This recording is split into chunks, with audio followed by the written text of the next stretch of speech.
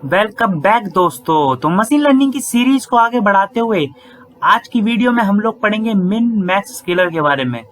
पर उससे पहले मैं आप लोगों से रिक्वेस्ट करना चाहूंगा कि आपने मेरी अभी तक अगर पिछली वीडियो नहीं देखी जिसमें मैंने फीचर स्केलिंग के बारे में बताया है तो आप उसे पहले जाके देख लीजिए ताकि आपको अंदाजा हो जाए फीचर स्केलिंग होती क्या है। तो दोस्तों मिन मैक्स स्केलर को इस वीडियो में हम परफॉर्म करेंगे और ये मेरा मिन मैक्स स्केलर का फॉर्मूला होता है। मिन मैक्स स्केलर में हम करते क्या है कि हमारे डाटा सेट को एक डेफिनेट रेंज यानी 0 और 1 के बीच में हम लाके रख देते हैं। तो सबसे पहले मैं अपना कमांड प्रॉम्प्ट खोल लेता हूं और यहाँ मैं जुपिटर नोटबुक खोलता हूं जो मेरे बाय डिफॉल्ट क्रोम ब्राउजर में खुल के आ जाएगी।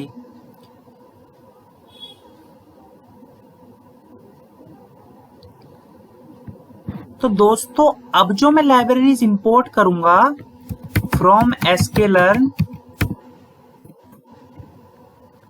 Import pre processing.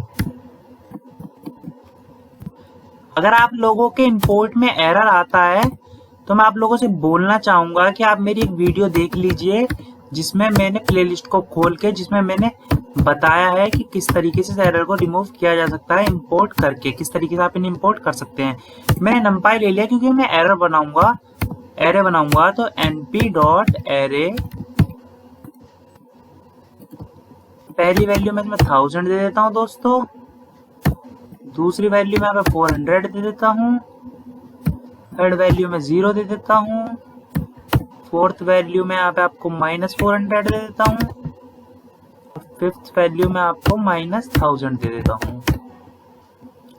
उसके बाद में इसे एग्जीक्यूट करता हूं तो ये देखिए मेरा एरे आ चुका है। अब मुझे क्या करना है, एक वेरिएबल बनाना है, मिन मैक्स स्केलर नाम से बना लेता हूं। इसमें मैं क्या करूंगा, प्री प्रोसेसिंग लिख के डॉट मिन मैक्स स्केलर का यूज करके।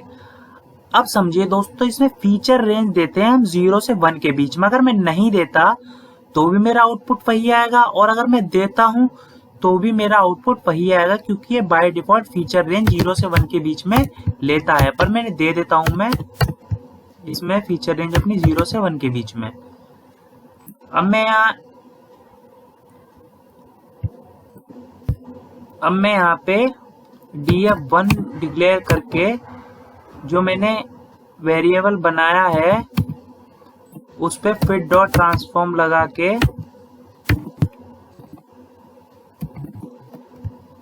अपने जो शुरू में एरे डिफाइन किया था उसे पास कर दूंगा।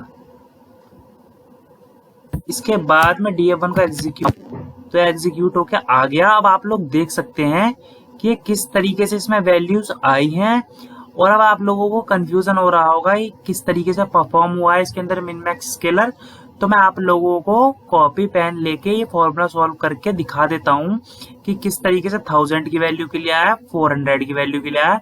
मैं 2 वैल्यू के लिए निकाल के दिखा देता हूं, उससे आप लोगों को अंदाजा हो जाएगा। तो चलिए दोस्तों मैं आपको दिखाता हूं। अब देखिए अब मैं क्या करता हूं, यहाँ पे मैं सबसे पहले फीचर स्केलिंग का अपना फॉर्मूला लिख लेता हूं कि x minus x minimum value, x maximum value और x की मिनिमम वैल्यू। तो जैसे वहां पर हम देख सकते हैं कि हमारे जो 1000 में आया था उसका फीचर स्केल यहाँ पर कितना निकल कर आता है। तो 1000 का हमने निकाल के देखना है तो हमें 1000 माइनस उसकी मिनिमम वैल्यू यहाँ पे -1000 थी। इस तरीके से हमने यहाँ पे निकाल के देख रहे हैं। तो आप वहां जाके देखिए 1000 का फीचर स्केल 1 आया है, ठीक है। तो इसे आप डिवाइड करके देखिए 1 आएगा। अब इसी तरीके से 400 का क्या आया फीचर स्केल, तो पहले यहाँ निकाल के दिखाता हूँ आपको। 0.7 आया है फीचर स्केल वहां पे 400 का।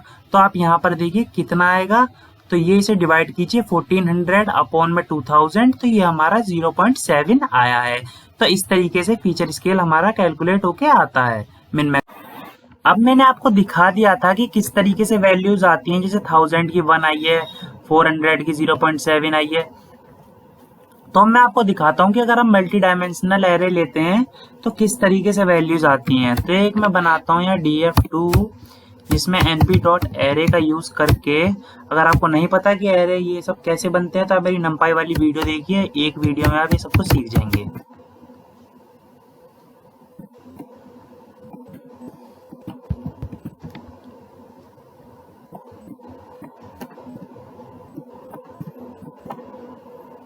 अब इसे मैं एग्जीक्यूट करता हूँ तो ये देखिए मेरा एरे बन के आ चुका है।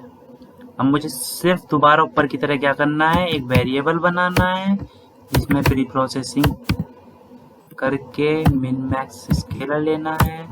उसके बाद दोस्तों मैंने यहाँ पे आपको फीचर रेंज दे के जब दिखाया था तो मैंने आपसे बोला था या तो आप दे दो या फिर ये बाय डिफॉल्ट उतना ले लेता है।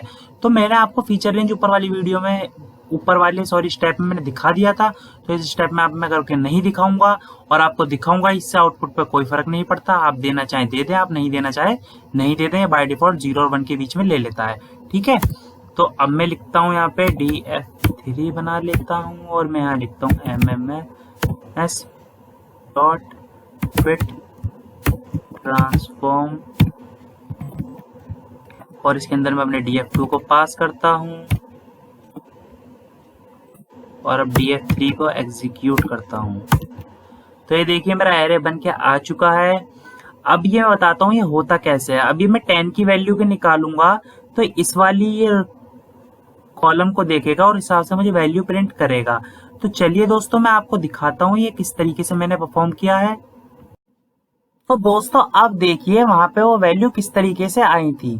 अगर मुझे 10 के लिए देखना है कि मैंने वहां फीचर स्केलिंग में मिन मैक्स स्केलर कैसे परफॉर्म किया था, तो मैंने देखा था जो कॉलम था उसमें 10 ही सबसे मिनिमम वैल्यू था और मैक्सिमम वैल्यू था 70 और मिनिमम ये था। तो इस तरीके से 10 का 0 आ गया। अब मुझे 40 का परफॉर्म करना है तो सबसे पहले मैं 40 की वैल्यू लिखूंगा, फिर उस रो में कॉलम में मिनिमम वैल्यू 10 थी और मैक्सिमम वैल्यू 70 थी। तो इस तरीके से मैंने निकाला तो वहां पे 0.5 वैल्यू आई थी। तो दोस्तों अब हम देखेंगे कि अभी तक हमने एरे पे मिन मैक्स स्केलर परफॉर्म किया था, पर हम देखेंगे अगर हमें डाटा सेट लोड करने के बाद उस पर परफॉर्म करना हो तो हम किस तरीके से करेंगे। तो मैंने पांडास को इंपोर्ट कर लिया है तो मैं कहता हूँ pd रीड कर दो मेरी CSV फाइल को जिसकी लोकेशन है, तो मैं उसका पाथ यहाँ कॉपी करके दे देता हूँ और ये डबल कॉमा लगा देता हूँ ताकि मुझे एरर शो ना करे, डबल स्लैश, और उसके बाद मेरी फाइल का नाम है abc.csv। अब मैं इसे एग्जीक्यूट करके देखता हूँ कि मेरी फाइल आ गई कि नहीं आ गई। तो यहाँ हम देख सकते हैं कि मेरी फाइल आ चुकी है। अब मैं देख सकता हूँ प्रेगनेंसीज और ग्लूकोज के बीच में काफी ज्यादा डिफरेंस है, ठीक है। तो मैं इस पे मिन मैक्स स्केलर परफॉर्म करने के बाद देखता हूँ कि कितना डिफरेंस रह जाता है। तो अब हम इस पे मिन मैक्स स्केलर परफॉर्म करेंगे तो वो देखते हैं हम किस तरीके से करते हैं। तो मैं यहाँ करता हूँ df1 और इसमें क्या करता हूँ, मैं जो df मैंने बनाया था उसमें ilock लगा के सिर्फ और सिर्फ वही वैल्यू ले लूंगा जिस रो और जिस कॉलम में मुझे परफॉर्म करना है, ठीक है। तो आप लोगों को दिखाता हूँ ilock, अगर आपको नहीं पता कैसे काम करता है तो मैं बताता हूँ अभी, ठीक है। डॉट वैल्यूज और मैं अपने df1 को एग्जीक्यूट करके दिखाता हूँ। तो ये देखिए ilock क्या करता है, मेरा पहले वाला तो इसने रो को के लिए सजेस्ट किया और दूसरे वाला मैंने करा कॉलम के लिए। तो मेरे को क्या चाहिए था, जो 0th इंडेक्स पे और 1 इंडेक्स पे है, तो मैंने यहाँ पे दे दिया, ठीक है।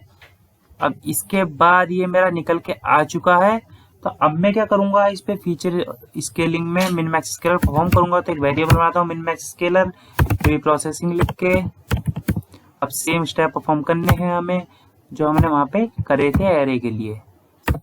मिन मैक्स स्केलर लिखा, मैंने वही बताया था, आप देना चाहें फीचर रेंज तो दे सकते हैं, नहीं देना चाहें तो कोई बात नहीं, वो बाय डिफॉल्ट उतना ले लेगा।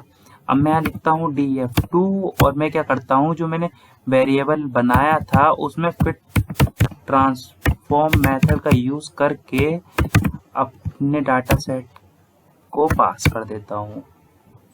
अब मैं इसे एग्जीक्यूट करता हूँ तो ये देखिए आ चुका है। अब आप लोगों को ये पता चल चुका है कि मिन मैक्स स्केलर किस तरीके से काम करता है, किस तरीके से हमारी वैल्यूज को हमें ला के देता है और किस तरीके से फॉर्मूले का यूज करके हमारी वैल्यू आती है। इस तरीके से हम मिन मैक्स स्केलर की हेल्प से 0 और 1 की रेंज में अपनी वैल्यूज को स्प्लिट करते हैं। तो मैं होप करता हूँ आप लोगों को वीडियो पसंद आई है। अगर पसंद आई है तो प्लीज लाइक कर दीजिए, कमेंट करके बताइए, शेयर कीजिए और मेरे चैनल को सब्सक्राइब जरूर कर दीजिए। Thank you very much.